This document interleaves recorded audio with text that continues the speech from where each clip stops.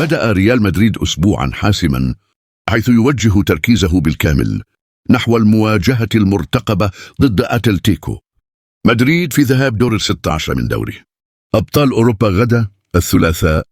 ووسط التحضيرات المكثفة تبرز قضية الإيقافات والتحذيرات كأحد أبرز الهواجس التي تؤرق المدير الفني كارلو أنشيلوتي، ويواجه 5 من لاعبي ريال مدريد خطر الغياب عن لقاء الإياب على ملعب متروبوليتانو في 12 مارس على حصولهم على بطاقة صفراء خلال مواجهة الثلاثاء. وتشمل قائمة اللاعبين المهددين بالإيقاف كلا من إدواردو كامافينجا وإندريك ولوكا مودريتش وأوريلين تشواميني وأنطونيو روديغر، الذين يمثلون جميعا عناصر محورية بدرجات متفاوتة في تشكيل الفريق الملكي.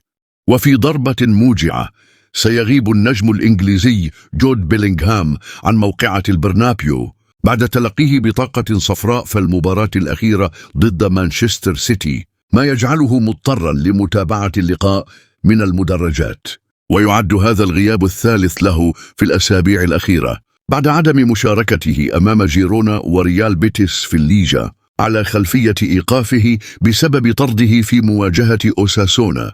وإلى جانب بيلينغهام يفتقد ريال مدريد أيضا خدمات داني سيبايوس وداني كارفاخال وإيدير ميليتاو وخيسوس فايخو للإصابة، في حين لا يزال موقف فيدي فالفيردي معلقا بانتظار قرار الجهاز الطبي بشأن جاهزيته.